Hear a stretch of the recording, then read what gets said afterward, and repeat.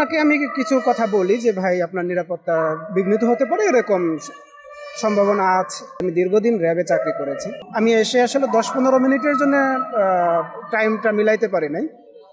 10-15 minute আগেই শুনে যে ওনাকে গুলি করে দেওয়া হয়েছে। আমি হাদি ভাইকে অফিসে গিয়েও বারবার বলে আসি, আধা ঘন্টা ছিলাম হাদি ভাইয়ের অফিসে। হাদি ভাইয়ের সাথে আমার 3 দিন দেখা হয়েছিল। একদিন দেখা হয়েছিল উনি সংবাদ সম্মেলন করতেছিল মধুর ক্যান্টিনে, পাশে দাঁড়িয়েছিলেন। দ্বিতীয় দিন দেখা হয় এই শাহবাগেই, উনি একটা সংবাদ সম্মেলন করতেছিল, ওনার সাথে একটা ছবি তুলেছিলাম। তৃতীয় দিন দেখা হয় উনি যখন নির্বাচনী প্রচারণা করতেছিল, গত পরশু দিন হবে, ওনার ওখানে দেখা হয়ে যায় আমার সাথে। তো ওনাকে আমি কিছু কথা বলি যে ভাই আপনার নিরাপত্তা বিঘ্নিত হতে পারে, এরকম সম্ভাবনা আছে। আপনারা জানেন যে আমি দীর্ঘদিন র্যাবে চাকরি করেছি এবং র্যাবে থেকেও আমি উচ্চতর তদন্ত কোর্স নামে একটা কোর্স করেছি নোয়াখালীতে। সেটা আমাকে অভিজ্ঞতার বাড়াতে সহযোগিতা করেছে। আমি হাদি ভাইকে অফিসে গিয়েও বারবার বলে আসি, আধা ঘন্টা ছিলাম হাদি ভাইয়ের অফিসে। হাদি ভাই আসলে কথা শুনবেন না আমি জানতাম, যে উনি কথা শোনার লোক না, উনি অত্যাধিক সাহসী মানুষ। তো আমি আসলে সকালে আসতে চেয়েছিলাম, কিন্তু উনি ফজর ক্যাম্পেইনিং করে, আমি উত্তরার ওপাশ থেকে আসি, তো আমার আসতে একটু দেরি হয়ে গেল। আর যেহেতু মেট্রো বন্ধ ছিল, লোকাল বাসে আসতে হয়েছিল। আমি এসে আসলে 10-15 মিনিটের জন্য টাইমটা মিলাইতে পারি নাই। 10-15 মিনিট আগেই শুনে যে ওনাকে গুলি করে দেওয়া হয়েছে। আপনি আসলে কি বলেছিলেন হাদি ভাইকে? আমরা কিন্তু আপনি আগে থেকেই সতর্ক করেছিলেন এবং আমরা একটা ভিডিও দেখেছি যেখানে আপনি বারবার বলেছেন যে হাদি ভাই ফ্রিতে আছে। এই বিষয়টা নিয়ে একটু যদি আপনার কাছে জানতে চাই, যেহেতু গতকালকে সারাদিনে দেখলাম যে আপনার ওই বক্তব্যটা সামনে ঘুরছে সোশ্যাল মিডিয়াতে। ধন্যবাদ আপনাকে। আমার যদি কোনো বক্তব্য থাকে, আমার কাছে যদি লিগ্যাল কোনো নিউজ থাকে, আমার কাছে যদি বিন্দুমাত্র অভিজ্ঞতা থাকে, আমি একসময় রাষ্ট্রের পাহারাদার ছিলাম, এখন বিপ্লবীদের পাহারাদার, আপনাদের পাহারাদার। আমার মনে হয় সঠিক নিউজটা সঠিক সময় পৌঁছে দেওয়া উচিত। আজকে ইনকলাব মঞ্চের এখানে যদি আমার কখনো 2 মিনিট কথা বলার সুযোগ হয়, এখানে কতজন ফ্যাসিস্টের সহযোগী আশেপাশে দাঁড়িয়ে আছে, তাদেরকে কিভাবে চেনা যাবে, তাদেরকে কিভাবে রোধ করা যাবে, সে বিষয়েও আপনাদের সাথে কথা বলবো। আমি বলে দিব যে আসলে তাদেরকে কিভাবে চিহ্নিত করা যায়। আপনি প্রশিক্ষণ না নিলেও আমার কাছ থেকে 5 মিনিট কথা শুনলে আপনি বুঝে ফেলবেন যে আসলে এর ভিতর কে কে আছে যারা ইনকলাব মঞ্চের না, কিংবা ফ্যাসিস্টের সহযোগী, কিংবা এই সমাবেশে গণ্ডগোল পাকাতে চায়। আমার কাছে যদি এরকম কোনো অভিজ্ঞতা থাকে, আপনাদের সাথে যদি শেয়ার করি, আমি যদি যার উপর আক্রমণ আসার সম্ভাবনা আছে তার সাথে শেয়ার করি, সেটা তো আমার আসলে দোষ হওয়ার কথা। এর আগেও দেখেছেন আমার বিরুদ্ধে ষড়যন্ত্র হয়েছে, গোপালগঞ্জের এনসিপির উপর হামলা, ওখান থেকে তখন আপনারা আমাকে সহযোগিতা করেছেন। গতকালকে দেখলাম গুজবের থেকে আপনাদের অ্যাক্টিভিটিটা বেশি।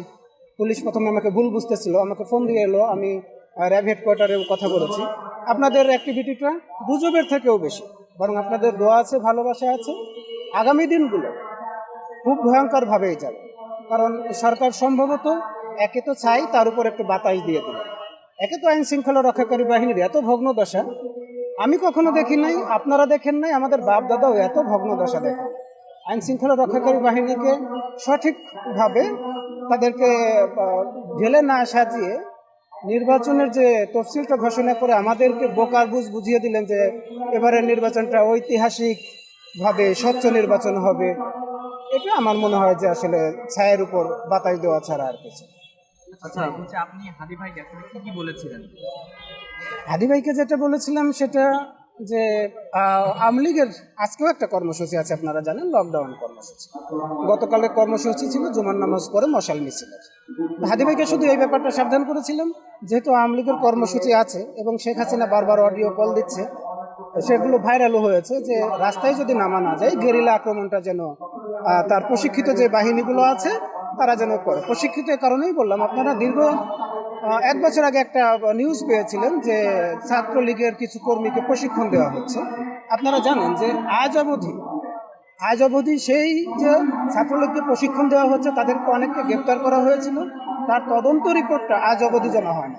কারা প্রশিক্ষণ নিয়েছে, কীভাবে প্রশিক্ষণ নিয়েছে, তার এখন হাদি ভাইকে শুধু বলেছিলাম যে আপনি মিনিমাম 3টা দিন, গতকাল এবং আজকের এই 3টা দিন, যেহেতু আওয়ামী লীগের আছে, কর্মসূচি আছে, এই 3টা দিন আপনি একটু সাবধান থাকবেন। আর আপনি যদি সাবধান না থাকেন আমাকে আসতে হবে। কিন্তু দেখলাম যে জি বলেন। হাজিবেকে গুলি করেছে তাকে সন্দেহ করা হচ্ছে সেই মহানগর ছাত্রলীগের নেতা ট্রেনে করে সিলেট যাচ্ছে, এরকম একটা ছবি সামাজিক যোগাযোগ মাধ্যমে ঘটছে, নিশ্চয়ই আপনি দেখেছেন। ওইটার ব্যাপারে আপনি কি বলবেন প্রশাসনের? আর বিষয়টা হচ্ছে যে যাকে আসলে মানে নির্দিষ্ট করা হচ্ছে আসলে সে মামলাকারী কিনা কি মনে হচ্ছে আপনার কাছে? আপনার অভিজ্ঞতা থেকে কি মনে হয় যে অন্যদিকে ঘুরানোর চেষ্টা করছে কিনা, প্রকৃত আসামিকে গোপন করার চেষ্টা করছে কিনা? ধন্যবাদ। আমার মনে হয় যে যতগুলো পুলিশের গোয়েন্দা সংস্থা আছে, ডিবি, ডিএসবি, এসবি, র্যাবের এসএফ আছে, ইন্টেলিজেন্স আছে, তাদের উচিত হবে সোশ্যাল মিডিয়া থেকে দৃষ্টিটা সরিয়ে আপনারা পিও ভিজিট করেন, আপনারা ঘটনাস্থল ভিজিট করেন, আশেপাশের সিসি ক্যামেরাগুলো ভিজিট করেন, আপনারা ওখানে যারা হাদি ভাইয়ের সাথে যারা ছিল তাদের সাথে কথা বলেন। আর সোশ্যাল মিডিয়াটাকে একটু এড়িয়ে চলে আপনারা বাস্তবে একটু মাটিতে পা রাখেন। আমাকে গ্রেপ্তার করা হলে কিংবা সোশ্যাল মিডিয়াতে চড়াও হয়েছে একজনের নাম, এরকম কারোর পিছনে দৌড়াইলে আপনারা শুধু শুধু যে হত্যাকাণ্ডের সাথে মানে যে গুলির করার সাথে জড়িত তাকে আসলে সুযোগ দেওয়া হবে। তাকে সুযোগ দেওয়া হলে কি হবে? ফ্যাসিস্টকে সুযোগ করে দেওয়া হবে। ফ্যাসিস্টকে সুযোগ করে দেওয়া হলে এরকম ঘটনা বারবার ঘটতে থাকবে। আইন শৃঙ্খলা রক্ষাকারী বাহিনীকে একটা কথাই বলবো, আমি পুলিশকে ভালোবাসি কিন্তু গতানুগতিক পুলিশিংকে খুব ঘৃণা করি। আসলে আমাদের এই পুলিশিংটা হওয়া উচিত না। আপনারা শুধু পুলিশিংটা একটু ভালো করে দেখেন। আপনারা তদন্তের জন্য সোশ্যাল মিডিয়ার পিছনে না দৌড়ে পিও ভিজিট করেন, আশেপাশে সবার সাথে কথা বলেন। আমার মনে হয় সিআইডি খুব ভালো কাজ করছে। গত সারা রাতে আমার আইন শৃঙ্খলা রক্ষাকারী বাহিনীর সাথে কথা হয়েছে। সিআইডি বেশ তদন্তে আগায় গেছে, সিআইডিকে ধন্যবাদ। অন্যান্য যারা সংস্থা কাজ করতেছে আমার মনে হয় যে তাদের উদ্দেশ্যে আমার একটা কথাই থাকবে, আপনারা অন্ধকারে আপনারা না দৌড়ান, ওই চিলের পিছনে না দৌড়ে আপনারা সঠিক ওয়েতে হাঁটেন। একটু সময় লাগবে হয়তো। আপনারা আমার মনে হয় যে সঠিক আওতায় যে অপরাধী তাকে আনা। আচ্ছা ভাইয়া, এই